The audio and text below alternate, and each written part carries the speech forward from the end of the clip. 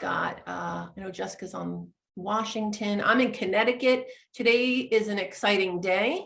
We have 3 guests to help us take a look at something new and exciting that they're doing. So first, for those of you that don't know me, I am Lauren Mooney. I work on the CHOLearning team planning the conference. I've been involved with these wonderful people for quite a while. Normally, Dean would be hosting this, but Dean is riding 1,000 miles on his bike to raise money. And considering the shape of my right knee, it's better that Dean is doing this.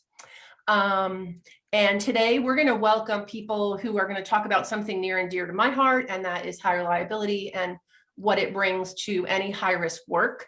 So they're all from DNV, which we know is a global company helping high risk industries. We, like myself, have 2 nurses here today, Tammy Allen and Maureen Washburn. They also are joined by their partner in I won't say crime, partner in high reliability, Scott Griffith. And they're going to be sharing what they've put together to help organizations get clear on what exactly they'll need to do to move towards that high reliability status on a day-to-day basis. So any questions or housekeeping that I'm forgetting, Jessica? Or we do want you to put your questions in the chat. We're going to be monitoring whether that's it's a place to stop or whether we'll save that for the end. We encourage you to, get your fingers warmed up and let it roll. So, okay. So we have here Maureen and Tammy. Scott at the bottom. Take it away, guys. Okay, thank you very much, Lauren, and good morning to everyone.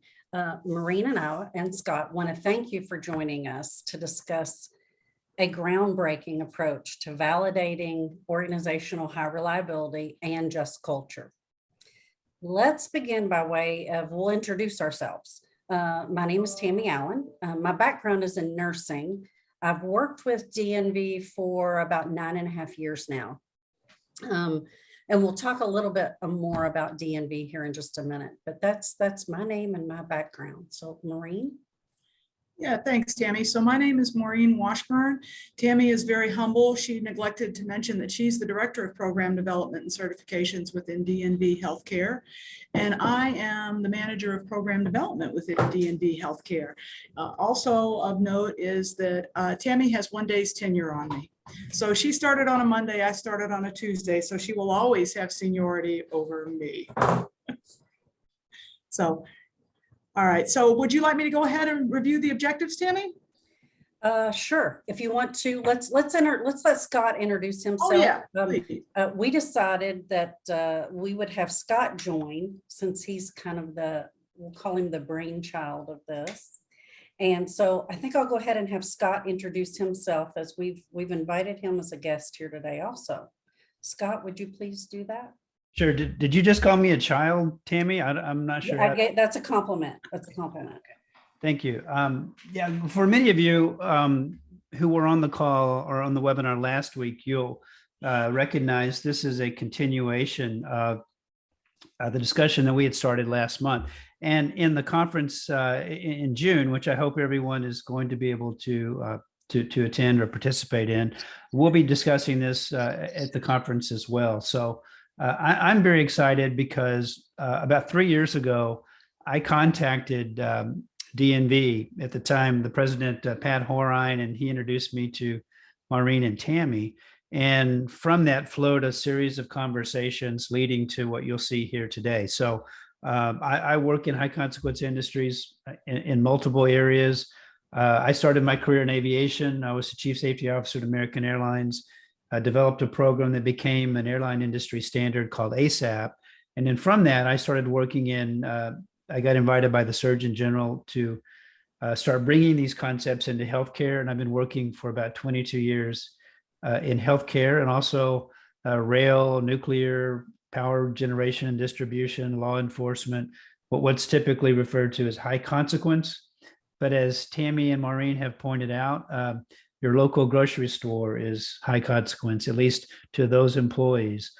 So what you'll see today, we think is unique. I'm very excited about it. And I have to say up front, to To be transparent, we have no financial relationship between my company, SG Collaborative Solutions, and DNV. One of the principles of high reliability is that the independent verification process be free of conflict. So we're dear friends and colleagues, but we have no financial or business interests that are tied together. So with that, I'll toss it back to you, Tammy and Maureen. Okay, thank you. Maureen, will you go ahead and review the objectives for us, please? All righty, thanks, Tammy. Mhm. So in our time together this morning, we're going to provide a brief introduction to our company, and we're going to talk about our relationship with the originators of the collaborative high reliability method, Scott and his team, and talk about the taxonomy that is behind collaborative high reliability, as well as discuss those steps necessary to achieve this first ever certification in high reliability. Tammy? Okay, let's start with a brief introduction. DNV, as we mentioned at the beginning, is a global company, and they're recognized for the management of risk and independent audits of various industries. We have energy, we have healthcare, we have maritime, and it's a global company, and so that's why this really piqued our interest too when we began this with Scott talking about this, because it really fits any industry. So, So Tammy, if I could add to that before we Sure. move on to the next slide, Mhm. beyond the industries that you mentioned, we continue to expand our reach and our footprint. We're also involved at this point in food and beverage, sustainability. We certify the safety of most of the cruise lines in the world, and we are involved in the shipping container industry, as well as the sustainability of energy, which is going to be a major focus for us going forward, which I think will be of interest to most of the participants on our call today. Mhm. With that, Marina. Scott's raised his hand, Tam. DNV, first off, tell us what DNV stands for. I always have trouble pronouncing it. Oh, let me take that one. So I'm getting that question a lot this week. I'm fortunate enough to be at Ohio State participating in an evidence-based practice immersion. And originally, DNV did stand for something. Since the rebranding, it now just stands for DNV. But we went under a merger several years ago that we've since pulled back and renamed ourselves with our original moniker. Initially, DNV stood for Det Norske Veritas, which means the Norwegian truth. Our company got its start during the time of the Civil War, certifying the safety of ocean-going vessels. So you're a new startup company then? You've only been around since the US? Yeah, since 1860 something, we're new kids on the block, not. About 7 years ago or so, we acquired, and as part of the acquisition agreed to have merger language with a German certifier that was Germansker Lloyd. So as you can imagine, Det Norske Veritas Germansker Lloyd is rather a mouthful. So it was pulled down to DNVGL, and then last year we bought out the remainder of the relationship with GL, and we have returned back to our DNV roots. So DNV is actually, you are a global company, but your division, well, first off, the global company does a variety of things. They do production or operation, I should say. They do consulting in those industries, like the maritime industry, oil and gas in Europe. They also do certification, right? And that's where what I think of as DNV USA. Could you just describe a little bit more about who you represent, which I think of as DNV USA? DNV USA is basically, now DNV Healthcare is underneath the rubric of DNV Healthcare USA or DNV USA, but basically it's a geographic designation. Most of the areas in which we provide services are global, but in terms of operations, it's divided into geographic sections: the Americas, Europe, Asia. There may be another one, Tammy, I kind of forget. So DNV USA does certify beyond USA, correct? You certify? Yes, we do. So as an example, we're a part of the healthcare division, And we certify hospitals. We actually accredit hospitals that have to be accredited through CMS, Medicare, Medicaid. And then we also have certified programs. So for instance, hip and knee, ortho, sterile processing, certification, infection prevention. We certify those within the US, but we also do those globally. Chile, Dubai, China, we go into those areas also.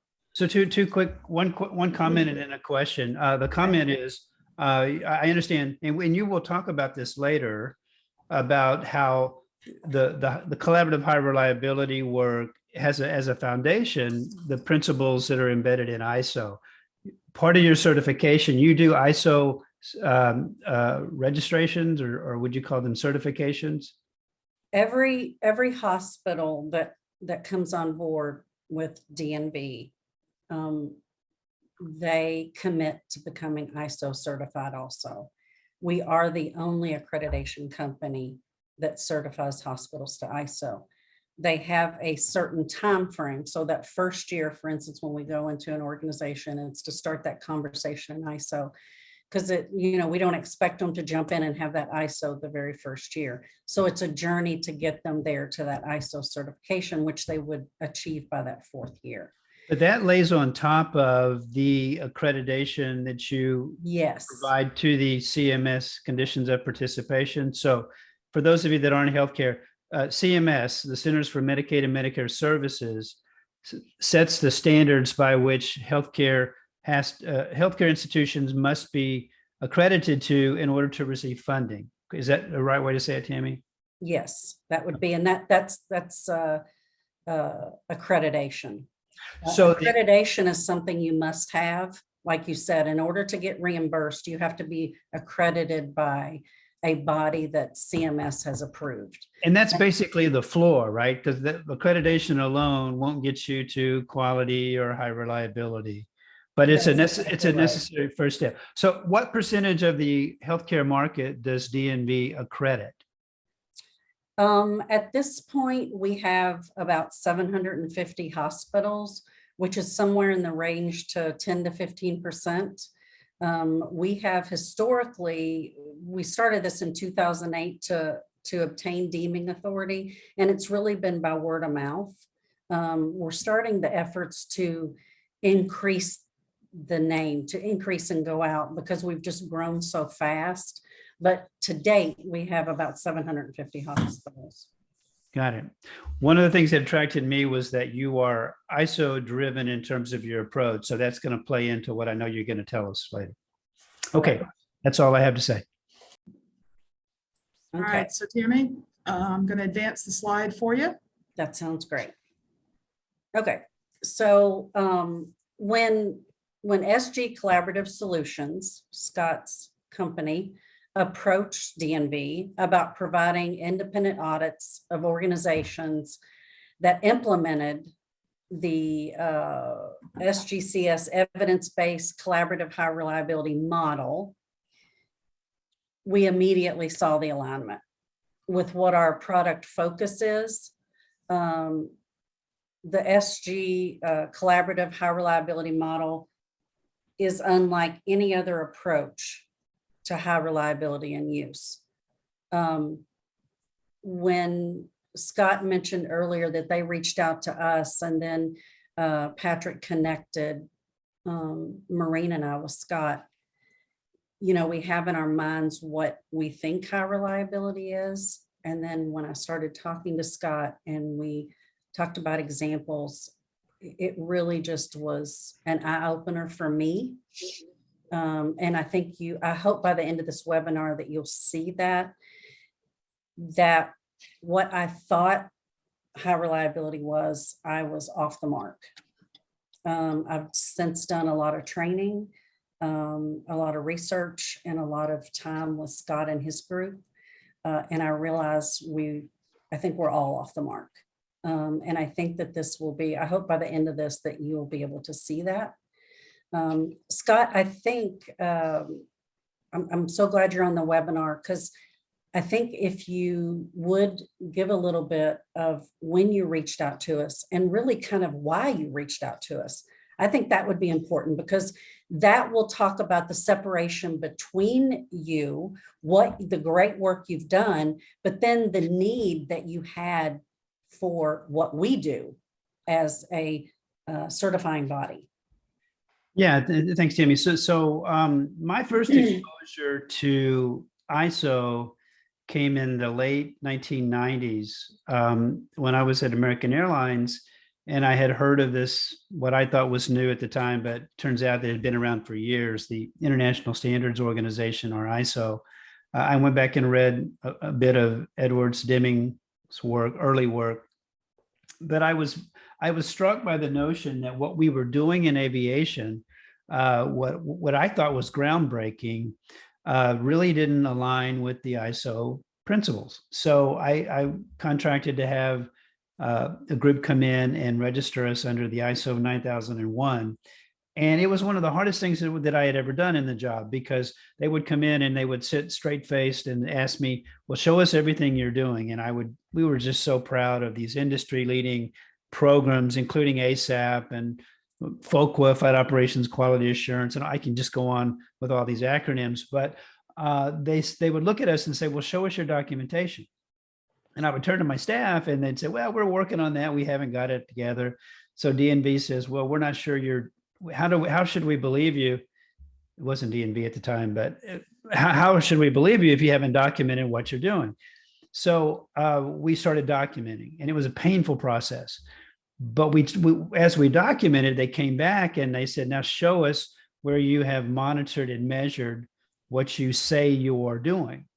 And I turned again to my staff and they said, well, we're working on that, boss. And lo and behold, they brought a discipline that we had been lacking. So we had to document, monitor, and measure. And those are really key words. Interestingly enough, we became the first airline in the US to become ISO registered. And in my conversations with the associate administrator at the FAA, the regulator, I was able to convince them that they should become ISO registered as the aviation authority. And lo and behold, they did. That started bringing a discipline into what we typically refer to in aviation as a safety management system. So programs like ASAP, which I started in 1994, have expanded, but they did so on the basis of a standardized approach. And so I look back today at aviation and I see there are 767 ASAP programs in existence, and they're all audited every 2 years to a standard by the regulator. And there's clear guidance material on it, but it wouldn't have happened had we done things the way we typically do things in healthcare, where we're doing a lot of things, but we're not doing them to a documented standard. We're not doing them reliably. Flash forward to the early 2000s when the term just culture started to become popular. And you've had several just culture speakers at your CHOL conferences over the years, and I have been one of those. I was frustrated with the term just culture and the term high reliability, because those philosophies, if you will, academic as they might be, didn't seem to carry the same rigor of what we had done in aviation, like ASAP and FOQA and those SMS programs. Because in other industries outside of aviation, the regulatory landscape is very different. So whether you're talking about nuclear or law enforcement or healthcare, you don't regulate the same way that we did in aviation. So having spent over a decade at the time, actually over 2 decades, teaching just culture, I became frustrated that it was a philosophy that lacked rigorous definition. So when I contacted DNV, we started having a conversation about what an ISO-based approach might offer if we could develop a set of standards. And so I think that's where Tammy's going next, Scott, with her great. slide. So let me just say, before we transition to that topic, and I'll turn it back to Tammy, this picture, I looked at it and I thought, well, my goodness, what is that? It's a lot of people. and you might say it's a community of people. But what we see here, to me, it's a metaphor. Now, this is my interpretation, Tammy. I don't know if it's what you intended. But my interpretation is, how do you marshal the energy and resources and collaboration of that many people, however many there are? And what we've done, and what you'll see in what DNV is going to show you today, is we have boiled down the term collaborative just culture into a program, and she's going to describe it. But part of that program is what we call the triad model. And I asked Tammy, I said, well, Tammy, I see 3 people in the center of that circle. Could that be inferred that it's a triad? And Tammy, what was your response when I asked you that? Absolutely. Okay, so with that, you'll answer that question of what is a triad as we go forward. Okay. So Maureen, there we go. As we're all aware, and Scott mentioned this a little bit, the concepts of just culture have been around for some time, kind of gained popularity in the 90s and the early 2000s. It brought about an increased emphasis on high reliability and the suggestion that accidents don't just happen. However, organizations continue to struggle to achieve and sustain a just culture and high reliability. And we've mentioned ISO, if you're familiar with that, you'll recognize that definition, documentation, monitoring and measuring are really central to certification as an ISO organization. At DNV, we're recognized ISO certification body, as I mentioned before. And in DNV Healthcare, we incorporate the ISO 9001 into our accreditation programs. Okay, so if then we think about just culture and high reliability, let's talk about how you and your organization define just culture and high reliability. We often ask people this, and this was one of the first questions that Scott asked us. So what we'd like to do right now, and I love this type of a forum, is let's just take a moment and have some discussion with you all. So what I'd like to do is to ask if anybody, and this is not a critical moment, please feel free to speak up. It's a conversation. Who wants to take a stab at defining high reliability? Let's see if we have any volunteers and this is maybe what you've heard or what you and your organization, how you define high reliability. So I would just like to see if we've got anybody out there that would volunteer and just take a stab at defining high reliability before we move on. Let's see. I'm going to pull over the chat here.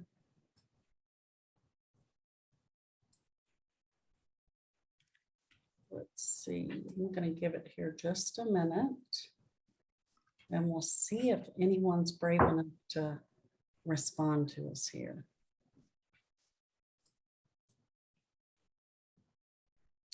We have one that says, as a definition, decreased variation, allowing for repetitive outcome. Thank you for that, Carrie. Do we have any more?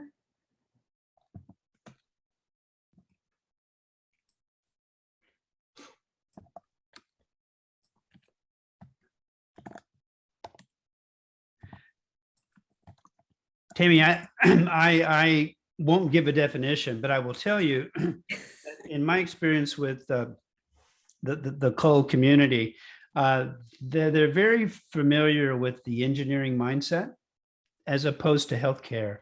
And in the aviation industry, for example, that particular regulator, although they don't define high reliability, the aviation regulator does define in quantitative terms the term catastrophic, severe, and serious. So there are risk strategies that approach high reliability through definitions and category, quantitative definitions. When we're now moved that conversation into an organization with people, not just machines, now the conversation hits kind of a roadblock because Tanya said, having certain characteristics like deferring to expertise, obsession with failure, that comes from Kathleen Sutcliffe in her pioneering work in Michigan. But how do you define that? How do you measure if an organization is deferring to expertise or obsessed with failure? And that's what we wanted to get to, was to move the conversation beyond just these, pardon the expression, but platitudes, and move it into something that could be measured, could be documented, monitored, and measured. So when I've spoken to Kathleen and others who have pioneered work around high reliability and just culture, I want to move the discussion beyond just a philosophy to something concrete, something that can be documented, monitored, and measured. So, for example, one of the attributes that Tammy and Maureen will talk about later in healthcare is, to be highly reliable, you have to not just be safe and private and protect privacy and other attributes, but you must also be compassionate. Now, you go talk to a hospital executive, and they will all agree that being compassionate in their care is vital to them being highly reliable. But then ask them how they measure that. And how do they know that they're doing it? That's right. What does it mean? How do they, if my employer asks me to be compassionate, what does that mean? How do I fulfill that? Right. So I think, and that's another thing, Scott, we've talked about, is when we think about those definitions, we have to be able to define them in a way that we can measure it, that there is a defining. So if we talk about exceptionally high standards, what are those exceptionally high standards? And how do we measure that? Right. So I'll call out my good friend, Mike Blevins. Mike, when you were the COO at Luminant, caring probably wasn't on your list of attributes for the industry you were in. However, you can see when you or a family member goes to a hospital, how that becomes really important to you in the care you receive. When you look whatever industry you're in and you look at what makes you reliable, it's going to be multidimensional. It's not just going to be safety. That's going to be always present, but that's not going to be the total definition of what it means to be highly reliable. So Tammy and Maureen are going to explain how we got to we advanced the science forward by saying, let's start with first principles to define the attributes of an organization that would make them highly reliable. And it's not a long list. It's not hundreds of values. It's really, typically you can count the attributes on one hand, roughly. But as Tammy goes through here, she's going to describe how we've taken the approach to be able to document, monitor, and measure that. So let's go to the next question. Let's talk a little bit about just culture. Like I said, just culture's been around for quite some time. Can any of you all define just culture? Define it. What does it mean? Let's see what we get on that response, Scott. Wait, hold on. Stop. Tanya said something I think is very important. Tanya, come on video. I want to see you. I want to look you in the eye. Come on, Tanya. Okay. So thank you for participating.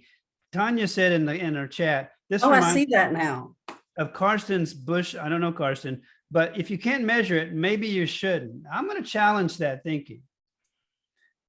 When you go to a hospital, have you ever seen the TV show Dr. House, where he's supposed to be this great doctor, but he's a real jerk? And I'm trying to be kind in that description. If you go to your doctor and he or she is a jerk to you, I would suggest that if you have an option, you may go somewhere else. So just because we don't measure it doesn't mean it shouldn't be measured. Doesn't mean that. In fact, there's a saying in healthcare that I always felt was really interesting. They said 50% of what we do in healthcare is wrong. We just don't know which 50%. So we're going to suggest that just because you haven't measured something in the past doesn't mean you shouldn't measure it. And some of the things you are measuring may not matter. There's another expression about not everything that counts matters, and not everything that matters can be counted. I'm not sure I agree with that either. I think it's because we haven't tried to measure certain things. I think when there's a motivation there, we can, yes, I agree that some things can be qualitatively measured, but I think where it matters, we should be striving to quantifiably measure if it matters. The point though is let's agree on what matters and let's make sure we're measuring the right thing. So I'm sorry for calling you out, Tanya, but I just think it's so important that when you look to industries that do what they've always done, that's why you see they've hit a plateau, because they're not thinking outside of what they've experienced. Okay, I will back away here. Okay, Scott, that's fine.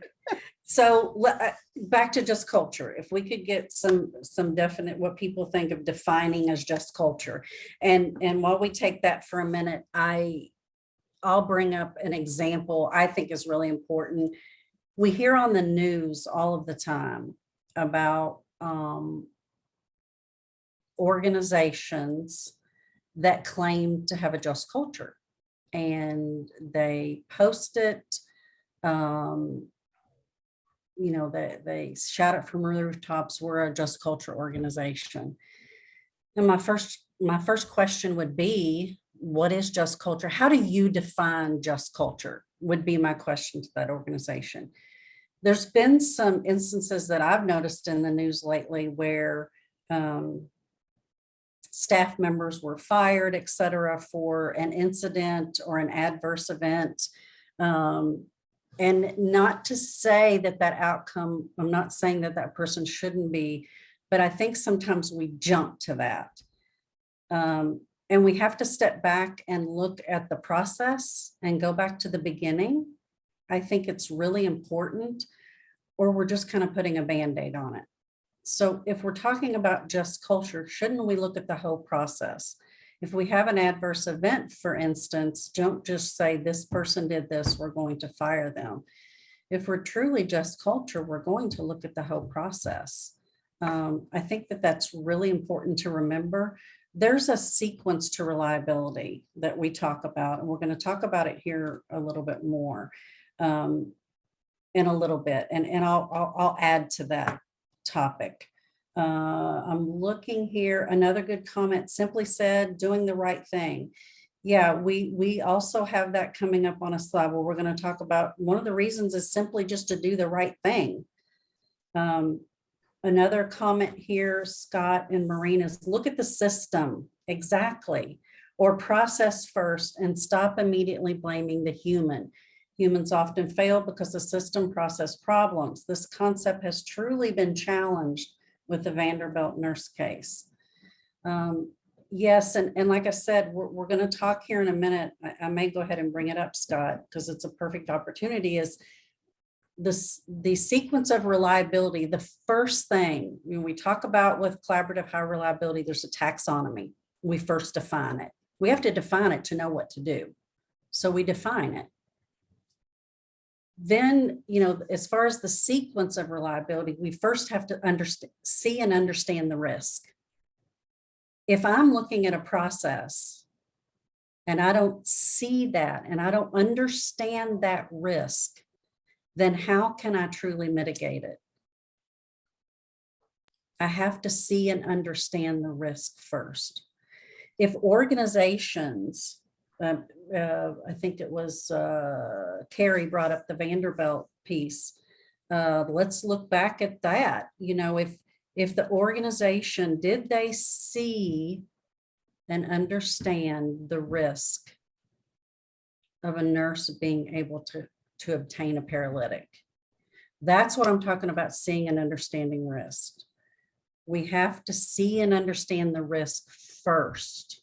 I think that's really important that we do that. And that's why in this process that you have to see and understand that risk first. Are we willing to take that risk?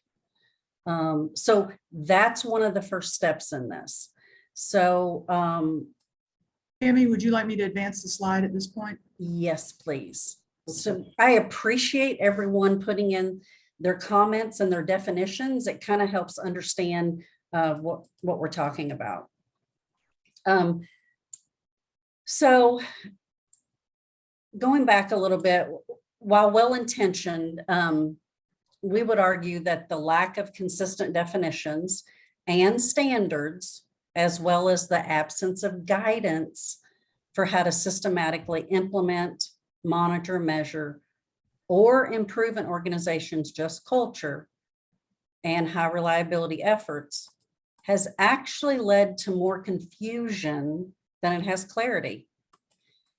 The lack of clarity or a systematic approach, the lack of systematic approach to implementing high reliability and just culture programs, and the lack of consistent taxonomy or method has led to the concepts of high reliability and just culture becoming yet another flavor of the month or buzzword, yielding little in the way of sustained value.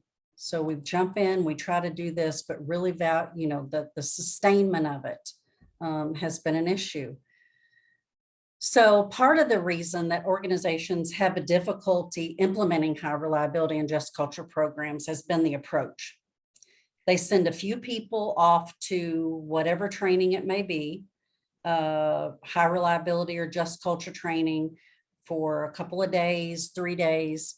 And then that training typically teaches concepts, but does it require validation or understanding the concepts?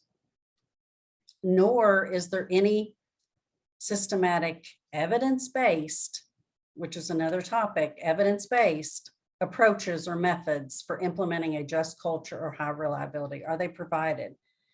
One and done training where we go in for a couple of days, we understand, but then can those individuals really, are they trained to be able to go back to implement that process into an entire organization? So the lack of a roadmap for implementing high reliability and just culture programs and an array of other aligned activities haven't yet yielded outcomes from one industry to the next, which is the thing about this that we want to stress is this just culture, this collaborative high reliability is for any industry. Maureen?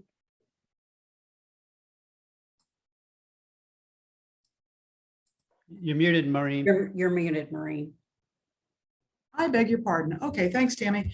So we've talked a little bit about the state of the art up to the current state, and we're pretty excited to share that the SG Collaborative Solutions model that has proven to be an evidence-based model developed over years by acknowledged experts in the field has provided us with a clear methodology for not only implementing, but sustaining an organizational just culture and a high reliability program.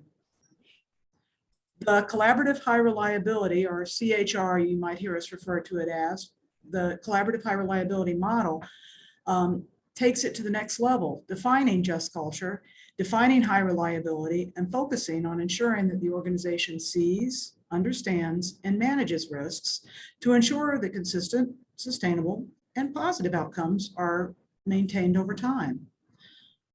Unfortunately, and as Tammy has already alluded to, and we've seen in the news lately on a more frequent basis, the response to adverse effects often embraces the outcome bias and focuses on human behavior rather than reviewing the sequence of reliability as we've defined it.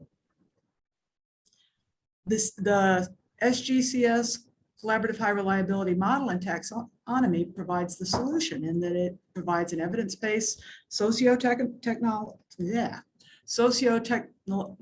method, that sequence of reliability for achieving a sustained just culture and for achieving a collaborative high reliability organization. Scott went over the sequence of reliability during the last webinar, and I think we have just gone over it again, or do we need to repeat it, Tammy? Maureen, I would just like to add, Tammy and Maureen, it's most people that are engaged in this type of work will see the advantages of looking at systems. And in our model, we don't say a system first approach, because sometimes if you start with the system and you're skipping over the first step, which is to see and understand the risk. Just because you're system focused doesn't mean you're going to get optimal outcomes if you don't see and understand the risk. So a clear example I think we can all relate to is the pandemic, the SARS-CoV-2 pandemic. We applied a number of system interventions like social distancing, vaccinations, masking, all of those things that would be part of a larger system. And then, of course, you have the behavioral component, people who may not want to be vaccinated or people who won't social distance. But before you get to that, the key to getting reliable outcomes is step one, which is, do we see and understand the nature of the SARS-CoV-2 virus? And we didn't. The world mistakenly believed it would be transmitted similar to SARS, which it wasn't. We didn't recognize the prevalence of droplets and airborne particles that could be transmitted. So the system approach didn't work.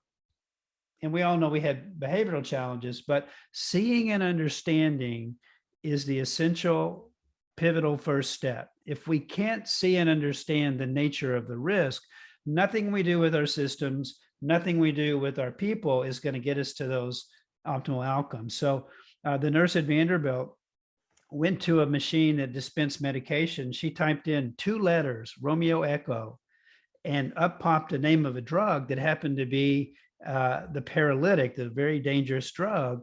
And she overrode the alert. One human keystroke overrode that alert. Now, again, before we examine that machine, that dispensing cabinet called a Pyxis, we have to understand, did the organization see and understand that particular risk? And so now, in retrospect, after the fact, the world is saying, oh, that organization, that system shouldn't have allowed it. But the system did exactly what it was programmed to do. It alerted, and it was allowed to be overridden. So the system didn't work because we didn't see and understand the nature of that risk, we being the Vanderbilt Medical Center. So when we look at the sequence of reliability, don't start with systems. Start with, do we see and understand the risk? Now, we might not be able to see in totality, but at least if we don't, we'll know that the systems we create may not be optimal. So that first step is vital to the success here. I am talking away and I'm on mute. So I think one piece to add to that, and then Scott, you and I will let Maureen move on, is think for a minute, and I hate to use that as an example, but it's an example that's kind of in our mind right now. If they would have seen and understood the risk, would they have set the Pyxis up with additional barriers so that someone could not override it? So if they were able to see and understand the risk that this is a paralytic, anyone can override it, do we accept that risk, or do we want to put a barrier in that Pyxis to say no, pharmacy has to approve, or the physician has to approve, or whatever it may be, whatever they choose that barrier to be? When you first see and understand that risk, do we want to take that risk, or do we want to put additional barriers in place? So I think I just wanted to add that little piece there, Scott. That's another great piece of seeing and understanding that risk. Think of how high the risk is, and then do we need to put barriers in place because of the level of the risk? Right. And so just so our group doesn't think we're only focused on healthcare, we can have the same conversation about the Deepwater Horizon spill in the Gulf of Mexico, that second blowout preventer not being functional. We could talk about Derek Chauvin, the police officer that put his knee on George Floyd's neck for that number for 9 minutes. All of those lend themselves to, did we see and understand the risk first? Because any system or any way we manage people will have to depend on, do we see and understand the risk? And that's the important, that's why we want to bring this up, that that's the first step, as Scott said, not the system. We have to start there. Maureen. Okay, thank you guys. Good conversation. So we've alluded to the sequence of reliability and how central it is to a collaborative high reliability organization doing what it needs to do. Of note and of great importance, which has already been alluded to a couple of times, the sequence of reliability approach can be documented. It can be monitored, it can be measured, and all of those activities are consistent with quality management principles. And as a result, then, collaborative high reliability can be aligned and integrated into an organization's quality management system, that next step up from ISO 9001, if you will. And that integration allows the organization to produce sustainable and obviously highly reliable outcomes. So now that a solution has been identified, how does an organization become a collaborative high reliability organization? Well, like so many things, leaders have to lead. Leaders have to take responsibility for implementation and action. Executive leadership must make the commitment to adopting the SGCS methods and taxonomy necessary to become a collaborative high reliability organization. And following on that, the organization's strategic plan must demonstrate that commitment. How do they demonstrate that commitment? By identifying goals and action plans for implementing collaborative high reliability, as well as, and this is always, I always look for alignments with other things that are of interest to me, and this aligns very well with ISO's responsibility for CEO leadership, in that not only do you have to identify goals and actions within your strategic plan for implementing CHR, but you have to assign the resources necessary to make the plan a reality. Tammy, could you take a few moments to discuss how our DNV's collaborative high reliability qualifications and the subsequent certification program support an organization's efforts to achieve and sustain that collaborative high reliability program status? Of course. So following extensive discussions over time with Scott and his group, SG Collaborative Solutions granted DNV exclusive authorization to use the method and taxonomy of the SGCS Collaborative High Reliability Model to develop 2 qualifications and subsequent certification. The first one, and I want to bring up here, it's what we talked about before, especially when you're talking about something of this magnitude to go into an entire organization. It's kind of a step-by-step approach. And so the first one is a reliability management team qualification requirement. Then the second is the collaborative just culture program qualification requirements. And then subsequently, the collaborative high reliability organization certification requirements. Scott, you know how I love analogies. That visual type person. I was thinking about this last night. I would appreciate it if you would give the analogy of the big rocks in the jar. People are going to think, what in the world is that? But I think it's a great analogy. Yeah, it's that old story of the professor who came to class with a large jar, and it was filled with big rocks. And he asked the students if the jar was full, and they said yes. And then he pulled out a collection of smaller rocks and pebbles and threw it in top of the jar, and all the rocks and pebbles went in and filled the space. And he asked the students again, is the jar full? And he took out a bag of sand and poured sand in. And then finally he poured a pitcher of water in. And so his conclusion was, if you want to get the big rocks in, they have to go in first. And so when I go around asking CEOs across multiple industries, do you believe in just culture? Do you think that's an essential component of becoming highly reliable? Everyone says yes, but they don't have the documentation to show for it. So we think that having a just culture, because all of our industries are socio-technical, they involve people working in and with systems, how you treat the people matters. So we think that the just culture piece of it is one of the big rocks. A team becomes your core sustainability strategy. And that team can't just be 1 or 2 people. That team has to be a cross-functional team across multiple departments in the organization, including HR, by the way, not just safety and quality and risk, but HR and operations and IT and finance. You need a team, and not just to have them qualified individually. We need people that can function as a team. And that's what we went into this with those 2 big rocks. A just culture program, and the reason we use the word program is because a program can be documented, monitored and measured for results.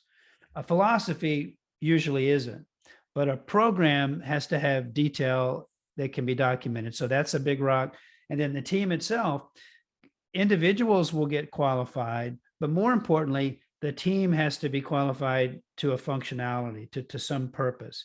And so those are the two big rocks that we think if you don't have those in place, nothing you do around this higher order, high reliability is going to get you where you want to be, because you won't have the core components to sustain your activities. So with that, I'll let you continue on, because I know you're going to get to some of these details. So you've done a nice job, Scott, of introducing some of the particulars at a lower level. And as we've mentioned today, this is kind of our high level introduction to our qualifications and certification program. But I would like, Tammy, if you could, I'll advance the slide, spend a little bit of time talking about why we would want to do that. Why would we want to engage in this conversation and in this activity as an organization? Yes, Maureen, I think that is kind of the really important question of any organization is to ask and answer. Why dedicate the time and the resources necessary to achieve DNV's collaborative high reliability organization, qualifications and certification? You may have varying answers for each organization. Each industry is going to be different. But I would say the most common responses to this question include to improve across all collaborative high reliability organizational attributes, to prevent failures and adverse events, to optimize assets and resources, to enhance cultural alignment, that is people pulling in the same direction, gain competitive advantages, ensure long-term sustainability. And as someone said earlier in the chat, simply because it's the right thing to do, I think is a very valuable reason across all industries. So DNV's collaborative high reliability qualifications and certifications, we stated earlier, we use the SG Collaborative Solutions scientific approach to collaborative high reliability to validate that the organization's consistent, sustained organization's excellence. We verify that the organization has defined just culture and has defined high reliability. And DNV's collaborative high reliability qualification and certification requirements, they define the steps, they define the taxonomy that's necessary to achieve reliability management team and collaborative just culture program qualifications that are en route to the organization's certification. So you have a roadmap, and that's very important. Sometimes you get into hospitals or airlines or whatever the industry may be, and you don't have a roadmap. This has that from the beginning, the taxonomy and et cetera. Aligned with the SG Collaborative Solutions methodology, the section headings for both the reliability management team and the collaborative just culture qualifications outline the areas of responsibility for implementing a collaborative high reliability organization. We show a few here. Policies, training requirements, not only training requirements, but training to proficiency. What are the tools? What's the sustainment plan? What about executive leadership and governing body responsibilities? So these are different chapters or sections within the qualification requirements. Yeah, and as Tammy mentioned, it's real important to note that they're the same for both the reliability management team qualification as well as the collaborative just culture program qualification. And the rationale for that is that builds the platform on which then we move forward to develop and grow, or your organization moves forward to develop and implement a collaborative high reliability program across the organization. Maureen, go back, if you would go back one slide. One more? No, right there. I think that's perfect. I want to draw attention to the picture. I love this picture because I see Scott grinning. Many times in industries, we're only looking at what's above the water. We need to look at what's below the water. By seeing and understanding risk, it helps us move towards seeing under the water, not just waiting until it's above the water, but being proactive, seeing and understanding the risk, implementation, so that we're not doing that. Good point, Tammy. Good point. So, as shown here, both the organization qualifications is a prerequisite to applying for organization certification. Your organization can apply for one at a time, one of the qualifications, or they can do them simultaneously. Currently, there are some organizations that are doing them simultaneously together. So you can do that either way.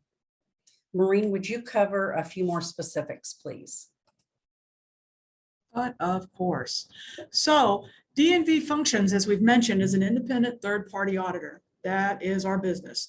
And we function as a independent third-party auditor for collaborative high reliability, distinct and apart from any relationship your organization might have with SG Collaborative Solutions. Now, we're not selling anything, but in order to understand the methodology and the taxonomy, the best approach for that, in my humble opinion, and it's only mine, it doesn't reflect the organization, is that you would want to partner with SG Collaborative Solutions to get to the point where you're ready for qualification certification. However, we will take all comers. If you feel that you have mastered the skill set and want to be qualified and subsequently certified, we're happy to do that. But I do need to emphasize that we do not provide consulting services. We audit to our requirements, and that's our core business. While there are areas that DNV that do provide consultation, in order to keep our integrity in this particular process, we do not.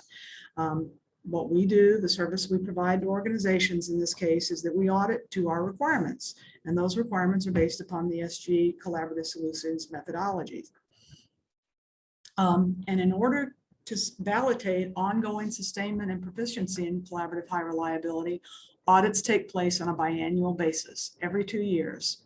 As we mentioned before, in the frustrations to be had from sending people off to training for just culture or high reliability, a one and done doesn't do it. The central to having a sustainable program is that you're able to demonstrate competency and validity over time. So we audit on a biannual basis to give you the assurance from an external body that you are maintaining and sustaining your program. So given the time and resources that it's necessary to achieve collaborative high reliability, it's pretty much a reasonable expectation that organizations will need a year or more to achieve initial certification. So in summary, qualifications and certification are sequential steps that build upon one another. A basic elemental expectation across all industries is that the organization meets any applicable federal, state, and/or local authority accreditation or licensure requirements. You have to meet the basic level that allows you to pursue operations. And some of the examples I give is that for those of you who are nurses in the field, when you graduate from nursing school, you sit for a licensing exam. If you pass the boards, does it mean that you're the best nurse ever to walk on the planet? No. It means that you met the minimum expectations for your profession at the point in time that you took that exam. The same is also true for, and an example that expands to all of us is when you get your driver's license. At the time you sit for your driver's license and take your driving test and pass, all that means is that you meet the minimum expectation of safety, and the expectation is that you're not going to run over anyone on the road. At that point in time, conditions can change. Again, why we step in then and say, as you move forward in your maturity as an organization and seek to be a collaborative, high reliability organization, it should be, as we mentioned before, something that you would want to have validated over time. So once you've established that minimal expectation of organizational accreditation or licensure, you can then pursue the team and program qualifications as a prerequisite to certification. You'll note that we have separated out the organization certifications into 3 tiers, and there's a rationale behind that. Tier 1 certification is typically the most substantial step. It requires that all aspects and activities of the organization must be involved. It's deployed across the organization.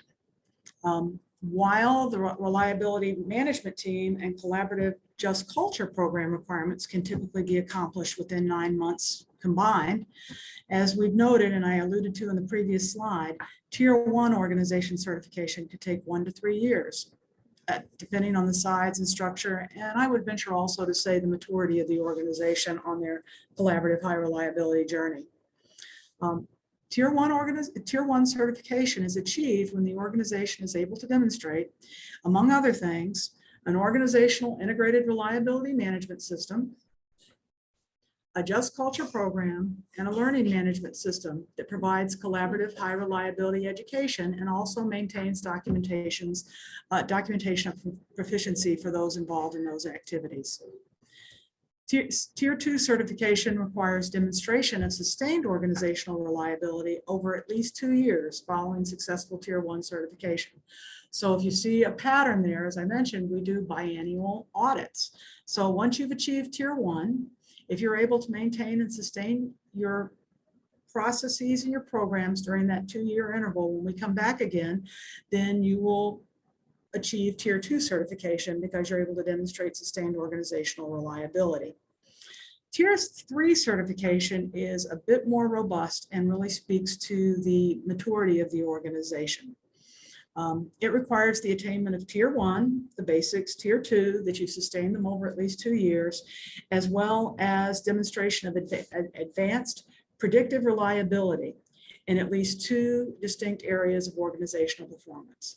Now, we don't have time today to get into advanced predictive reliability processes, methods, modes, and approaches, but it's a part of that Tier 3 certification. Now, of note, organizations may achieve Tier 2 and Tier 3 certifications concurrently. It is possible. I think that's a pretty good high-level overview of the program, our qualification and certification program. Did I miss anything, Tammy? Anything to add? I don't think so. I think this is a topic that we could probably sit here and talk about all day. Well, let me refer, I know we could. But we did want to go over that overview, and then we've left some time for questions. So I think at this point, Scott, unless you have anything to add right now, we could go in and see what questions we have. Now, we could do this a couple of ways. If you want to put your question in the chat, if you want to unmute yourself and show yourself, that's fine too. But we would like to answer any questions, thoughts on this topic. Yep, or raise your hand and we can call on you that way if you are a little more shy.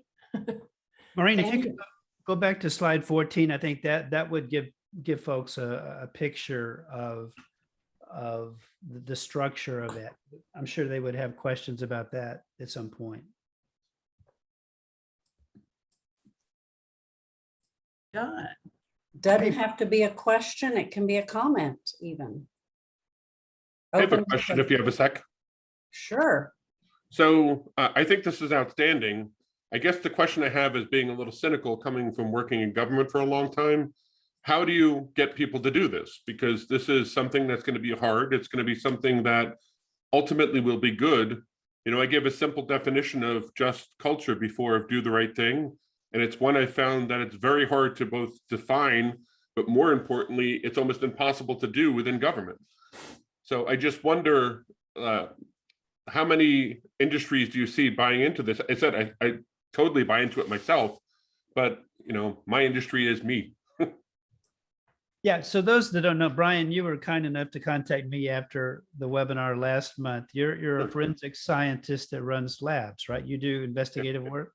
Yeah, now I'm a consultant, but I used to be an assistant director and director of different labs and supervisor in different labs, so big systems. But my field is fairly recalcitrant, and it's getting to the point where I'm fighting to get them up to the accreditation stage, which is way, way, way, way, way bottom at the pyramid. And it'll get there in time, but I'm intrigued by the idea and anything you look at. But I'm just curious what industries want to do this. Well, I have to say you left me giggling, Brian, when you said your business was meat. Me. But- You said me. But having said that, I think the answer goes back to where we started, and where we start with so many of those interventions and programs that lead us to higher maturity and responsibility as an organization, be it Baldrige, be it collaborative high reliability, be it ISO.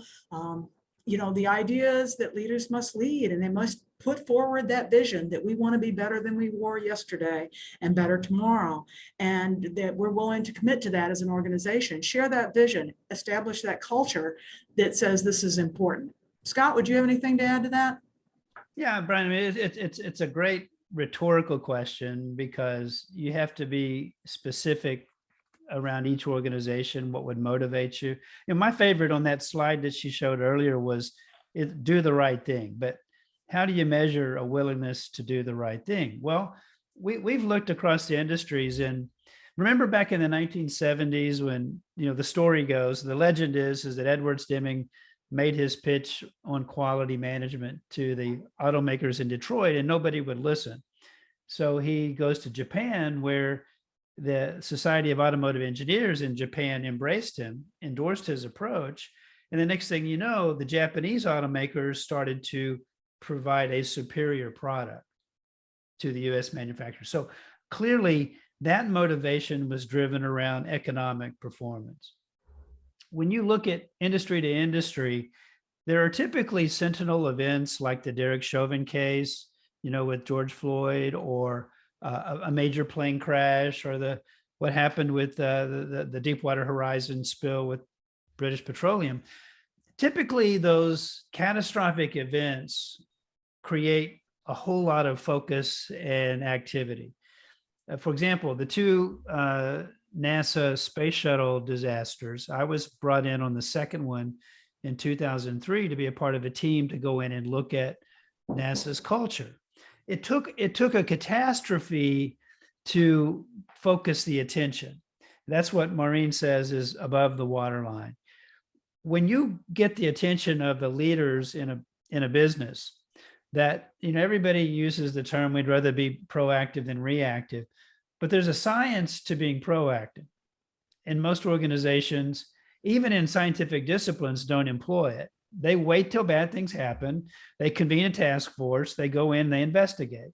And that task force comes up with lots of recommendations, which in the case of the NASA space shuttle was a flawed investigation. They said it was a broken safety culture. I disagree with that assessment, by the way. But to motivate an organization, you've got to convince the leaders that there's an advantage to them, the personal advantage. Either it's going to get them greater economic success or market share, or maybe just employee relations. Hospitals all across the country are facing two dynamic conditions. The shortage of nurses has created what they call a traveling nurse phenomenon, where travel nurse, Lauren, this, you're nodding your head. Travel nurses command enormous, it's supply and demand. They're making tons more money than they were in the past, traveling facility to facility. Well, that's not a sustainable economic model for most hospitals. But what would happen had they had a just culture in place to treat nurses fairly and consistently? The economic incentive to bring in nurses from the outside might not have been there. So in some cases, you have hospital CEOs saying, we want a fair and just culture so that we can attract top talent and retain them. So that's one motivation. What I have found is in any distribution of change, you will see the early adopters, the close followers, the large group in the middle, and then the ones that lag behind. And I mean, it's just a classic Gaussian bell curve. Typically, those early adopters, depending on the industry, aren't the ones you think will. So in healthcare, I'll just name a few: Cleveland Clinic, Johns Hopkins, Mayo Clinic. You know, they're always listed at the top. But guess what? They're victims of their own success. They think the way they've been doing it is the only way. Remember in the 1970s and 80s, Avis had a marketing theme called "We're number two, we try harder." Our experience is in most industries, it's that second tier organization that says, we want to leapfrog the leaders. We want to become recognized as the best.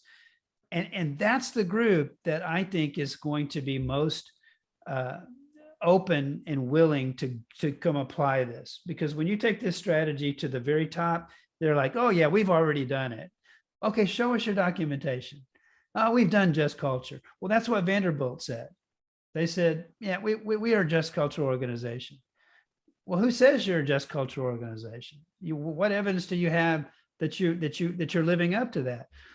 We know that there's enormous amount of organizations that want to go off and be better. They don't know how to do it. And this is a strategy that we think can get them there, and they will leapfrog those that have been in the past considered the leaders in the industries, because those leaders often have plateaued, believing in their own success. They're doing the same things they've always done, only harder. They're not working smart about it.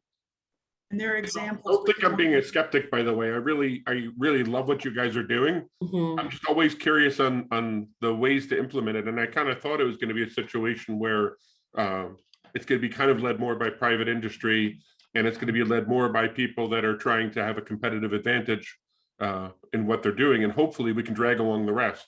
Well, Brian, I agree with that. And I've worked extensively with labor and with management and with regulators. And I'm a strong believer in the right approach to regulation. I know this is not a political statement about a party, but some believe less government is better. Others believe government should overregulate. Well, there's a sweet spot in the middle for any regulator that achieves a function in our lives. We can get both parties to agree. But what I have seen is that the regulators typically lag far behind industry. If you look at the Deepwater Horizon accident, if you look at the Boeing 737 MAX 8 accidents, those were catastrophes that the regulators in those industries had fallen behind and hadn't kept pace with as you see technology improve, you're going to see the technology and the businesses outpace the ability of the regulators to oversee it. It's certainly true in healthcare. Mhm. So when you get business leaders and labor working together, which is often a big challenge, when you get those groups working together, regulators will come on board, but you got to make a space for them to come in and be collaborative about it. When you do that, then the regulator becomes not just rule-based or outcome-based, but risk-based. And not every one of your regulators are risk-based today. You can look at industry by industry, and you may have multiple regulators. So I know that in the energy sectors, you've got certainly the Nuclear Regulatory Commission, but you've also got OSHA, and OSHA is a very different animal than the NRC or the FAA or the Minerals Management Service. So you've got EPA, you've got FDA, you've got different regulators pushing and pulling organizations in different directions, and each one has a different style about it. When And businesses, so I think, Scott, the point being is that regulations are often the lagging indicators. Yeah. And it's visionaries and truly it's been said that sometimes it's a catastrophe that leads you to seek additional help and expand your vision.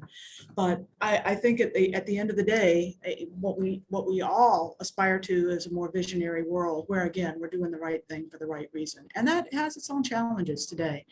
Tammy, are there any other questions? Well, we've got a comment here, and I'll read it, and I think I can respond to it. how do you overcome the constant battle of wanting to do the right thing with the struggle of, quote, this process or intervention costs too much, end quote. While industry like the car industry will find a way to work margins, but how do you do this in healthcare where many organizations have an added layer of complexity with insurance companies that drive cost and decrease margins? You know, I think that it's really difficult. I think that any industry, and I know we're talking about healthcare here, we've got to change the mindset. Again, back to the analogy here, we've got to see under the water. And organizations, I won't say all, but a lot of the organizations aren't doing that. We wait till a catastrophe, and then that's when we look at it. Healthcare is kind of, you know, traditionally known for, I'm going to put money towards this because it's related to reimbursement, for instance. I can get more insurance reimbursement for that. But when we look at the risk, that can really change things. You know, sometimes I've given the example, and since this is a healthcare, we're talking about healthcare here, an example is sterilization of instruments. There's no reimbursement for it. It's a department that's usually in the basement, that's off to the side. People are processing instruments, sterilizing instruments. But what happens if we have a perfect surgery case? Surgeon does a great job, everything, but those instruments weren't processed correctly. You can have an untoward event for that. So I think that organizations have to look and see and understand the risk. I think they have to change their mindset. This is a new concept. I think we have to get it out there. I think we have to get them to understand. Scott, I can tell your mind is spinning. Well, I just love what Carrie said. The insurance companies are a key driver here because, you know, we talked about this last month. I said, let's play the little game of I'll be your insurance agent and you tell me when you do something risky. Well, insurance agents or companies have caught on to, if they can build a risk profile on you by your driving habits today, that's a better way to save money and prevent the accident by waiting for you to crash and file a claim. So in any industry, if you can bring the insurers in to get them to buy into this proactive approach to look below the waterline, you're going to see financial interests start to drive this. But they're just not educated in this science. They're educated in actuarial tables. We're going to show them a science that can say, you invest in this. Remember that old GM commercial years ago? The mechanic would come on and say, you can pay me now or you can pay me later, right? That's the message to the insurance companies. You're going to pay either way. But if you invest up front, the likelihood of you paying out the big payouts goes down dramatically. So that's a key driver, Carrie, to get the insurance companies into this science. Good comment. Absolutely. May I add something on that note? I love the proactive part, and I meant to mention at the beginning, but let's stay on and squeeze every last minute out of this conversation. But I just want to say, Jessica is going to put a survey in the chat for you folks. And also, if you're loving this type of conversation, if you want to explore these things, and if you appreciate sort of that broader view, we do want to invite you to the conference, June. I should know, I have to speak a few times, the 13th, the week of the 13th, where Scott is speaking, I'm speaking. We're going to look at a NASA documentary that Beth Lay and I are leading about like uncertainty and the whole, you know, what is really happening in complex systems. So we warmly invite you if you aren't part of the community and haven't been to a conference. Furthermore, I just wanted to say, what I love is that you've said, you know what, why don't we define what we need to be highly reliable at, as I end a sentence in a preposition, but the compassion. Okay, so we want to be highly reliable at delivering work with compassion. Okay, what is that? Then what do we need? Which of course brings us right into the employee experience, which someone, vice president of, I think of Chevron for safety, she said, you know, when's healthcare going to hit its burning platform when it says, okay, this is it? And I agree that the travelers, my husband was overnight a few weeks ago at UMass Memorial, which I've been there many times, admitted, and they have a pretty lovely culture. And the nurse came in with this Midwestern accent, and I said, "Where are you from?" She goes, "Oh, I'm a traveler from Illinois." And she goes, "Well, we're all travelers." I said, "What?" And she said, "Well, on this whole floor tonight, there's only 2 of the regular staff." And I was like, wow. And you know where the nurses from Worcester are? They're probably out in Illinois. So what they've done is all said, "Well, I will do this, but you're going to have to pay me double." And that's Mother Nature laughing at our folly with taking care of employees in healthcare. So I think this is great. We'll have to talk more. So yeah, what do you want to be highly reliable at, which makes me realize, to me, that's where it gets exciting. Well, what is it actually what's our purpose here in nuclear power or line clearance or chemical? I think there can be an energizing piece where it reconnects you to your purpose and gets your head straight from all those other, well, there is regulations, or can maybe provide, to me, it provides that boost of, wait a minute, we're here for something really important. And how do we work together to do it really consistently safe? I love that. Lauren. Scott, if I may, just a second, because I have a real passion about this. Lauren has made a really good point, but I would also add, I'm sure you all who read the newspaper are finding out about a phenomenon known as the Great Resignation. And it applies to nurses, it applies to physicians, it applies to people across the work spectrum that do the unpleasantness of the last 3 years. It has exposed processes and systems that we just managed and worked around, but when really challenged and brought to a crisis level, were not sustainable, and we did not have the capacity to manage. And so it really is a crisis point for healthcare. The statistics that I saw last is 3 in 10 physicians are considering other careers or quitting altogether. And I think the percentage is even higher for nurses right now. It's something like 100,000 nurses have left during the pandemic, have left and resigned, quit, whatever, and not traveling. They've had enough. I don't know, because I haven't done any reviews, but my guess is the ones that are moving and traveling are younger. Those who are older and have different responsibilities, they're the one, they're quitting. And so where's our institutional knowledge, and where's the experience that we need to, and I want to be clear, that's not just in healthcare. We're seeing that in a lot of education. Oh my gosh, are we seeing this in education? So I think it points to the need that we have been given, if you will, a second chance. It's time to look at how we approach the world of work, how we approach doing the right thing at the right time for the right reason, how we manage our lives and our work and those responsibilities that we've been given in our profession. Absolutely. Scott left. Did I say something that offended him? I don't know. He stormed off the set. I don't think so. Okay. I also found, when I was a patient, I was shamelessly plugging high reliability. And what I think is that when you take those hallmarks and you say, you know what, high reliability means we respect that your work is emergent and things are coming up all the time you didn't expect. And they go, oh, thank you. Like, it actually validates the work experience that they're already having, that a very set system is not recognizing. So to me, high reliability is so inextricable from the employee experience and can be leveraged to create a better employee experience. At least that's what I'm hoping for.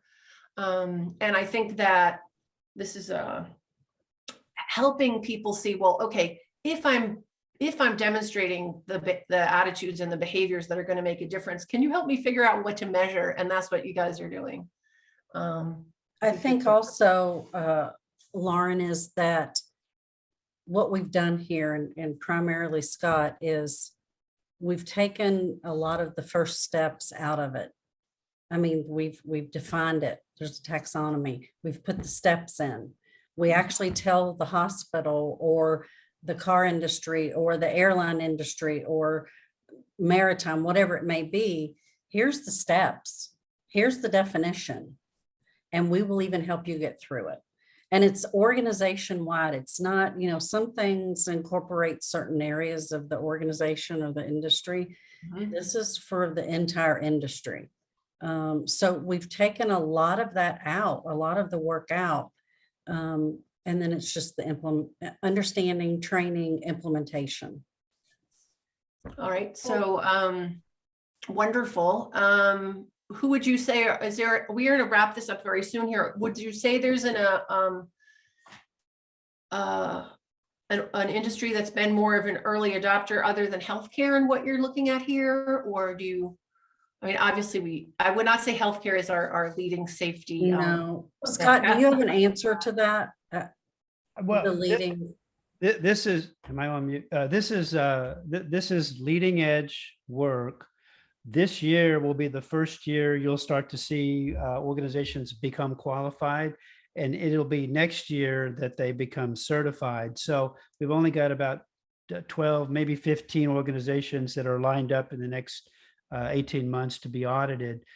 I'm having conversations with multiple organizations in different industries. I'm talking to Amtrak, I'm talking to Southwest Airlines, talking to Alaska Pipeline up in Alaska. So there's a group of organizations, the Austin Police Department, in different industries.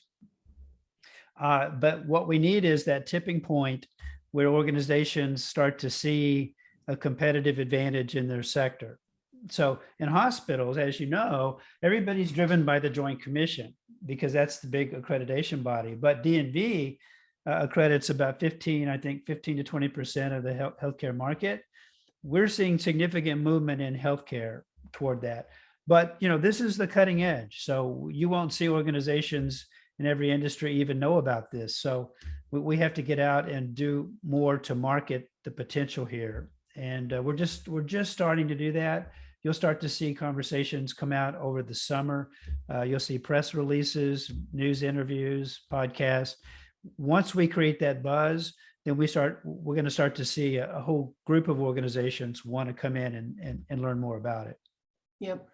So before we close, if I may, up on the screen, if you have any questions regarding the qualification certifications, you can reach out to Tammy or to myself.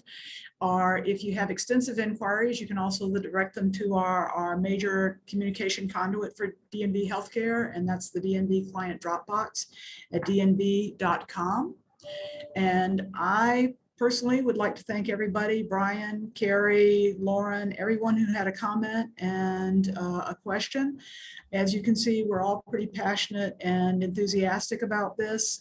And we know that it takes a lot out of your day to be able to spend an hour and a half with us. How many participants have we had, Lauren? I think we were up to, Jessica, 17 at one point, or 18. So we have expended over 30 hours of individuals' time. I hope you found that to be worth your time expended. And we'll look forward to seeing those of you who will be attending in Colorado in June. And I'll hand it off to you for final comments, Lauren. Well, thank you, everyone. We want to say we're taking a hiatus now. I'm glad we got to squeeze you guys in before we take our little pre-conference rest, which is not really a rest because there's a lot to do. And then I'm pretty sure we'll be resuming them again. Hoping that I want to see Tammy, Maureen, Scott's coming to the conference. Come on, let's get you there. Colorado Springs, beautiful. We are having more healthcare this year than ever before. Dr. Mark Graber is going to speak about diagnosis. Also, Tobias Gilk is going to speak about MRI. So it is going to be some finally some healthcare pieces in there, because what I love is the broad view. We need the proactive. And what I love about the group is they said, you know what, we've got our root cause, we've got our human performance, but they said, you know what, let's get the high reliability, let's get the resilience engineering. Let's appreciate that everyone brings a piece of the puzzle and learn from each other. So it's a really nice culture. And we love synergy too. So thank you, everyone.